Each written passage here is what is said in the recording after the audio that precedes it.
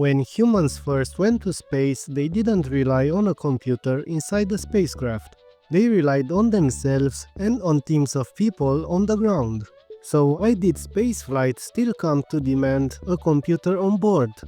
This is the story of why computers had to go to space, not to replace humans, but because space exploration eventually made them unavoidable.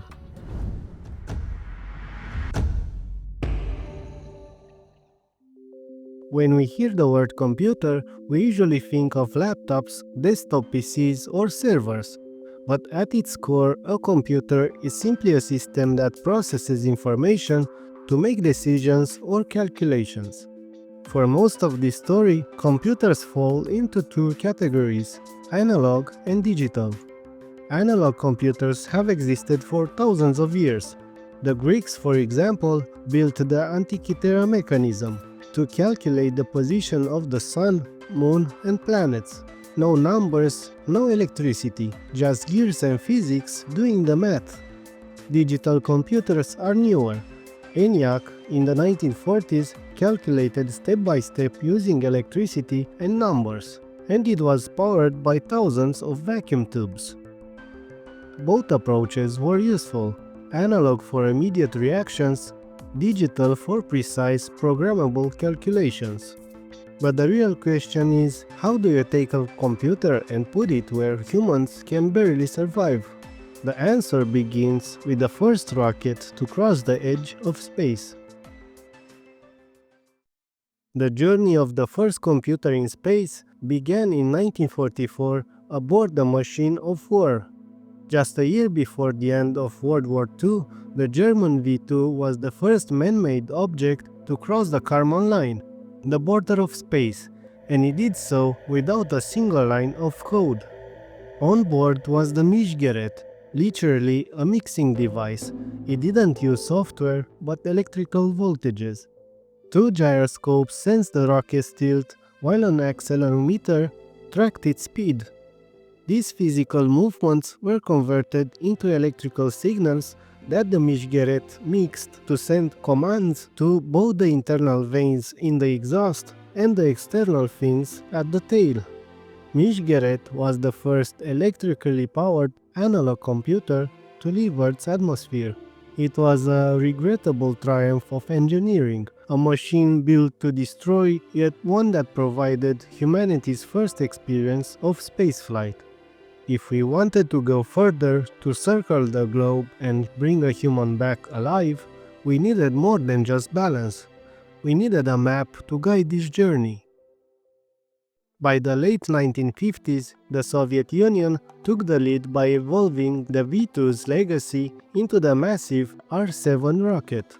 Their first goal wasn't a computer, but communication. In 1957, the sound of spaceflight changed.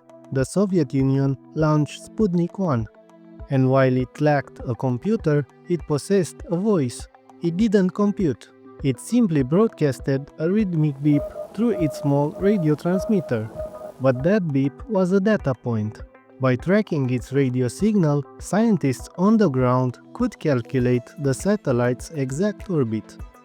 The Soviet Union pushed their mechanical genius to the limit.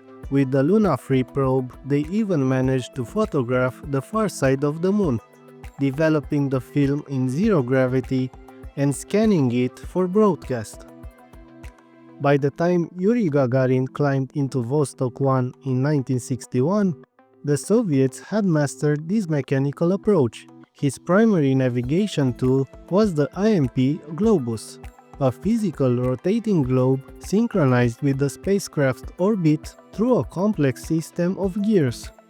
It didn't use bits or bytes, it used physics to show Gagarin exactly where he was over Earth. The trust in onboard tools was still low, and Gagarin was essentially a passenger. The controls were locked with a secret 3-digit code kept in a sealed envelope. Only in a total emergency was he allowed to open it and take manual control.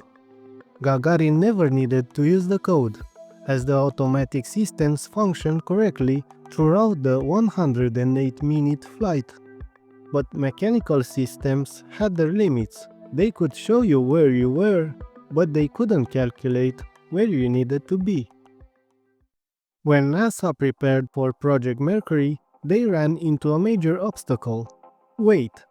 Like Gagarin's flight before it, most of the computing power stayed on the ground.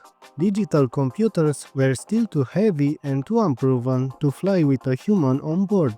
But thanks to transistor technology instead of vacuum tubes, these computers were faster, more reliable, and more compact than machines of the previous decade. The same transistor revolution made it possible for digital computers to leave the ground for the first time in a missile.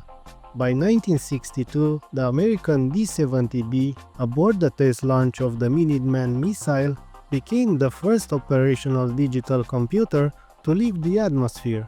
Installed in the missile and armed with a nuclear warhead, it became a strategic weapon, not because it was used, but because it was always ready. This was the missing link in space history, a computer that could operate autonomously beyond Earth. And yet humans were still at the center of Mercury's calculations. Before launch, the computers were people, among them Katherine Johnson. When John Glenn was preparing for Friendship 7, the first American orbital flight, he didn't trust the IBMs. He famously said, "Get the girl. If she says the numbers are right, then I'm ready to go." Katherine Johnson spent a day and a half manually calculating the same equations the computer had produced. She wasn't just checking math. She was validating the very idea that a machine could be trusted with a human life. But during re-entry, another challenge appeared. Communication with Earth was temporarily blocked. As the capsule passed through the atmosphere, the surrounding gases heated up and interfered with radio signals, blocking any communication with the ground. Katherine's calculations, backed up by the computers, were crucial, but if any malfunction had occurred during re-entry, there would have been no way to communicate. John Glenn's flight was ultimately a success, and he landed safely. Yet the conclusion was clear. Computers on the ground were limited by physics. Digital computers had to leave Earth. Project Gemini was the bridge to the moon. For the first time, a spacecraft had to perform a rendezvous, finding and docking with another object in orbit. This required continuous time-sensitive calculations. The Gemini guidance computer was the first digital computer to fly on a crewed spacecraft.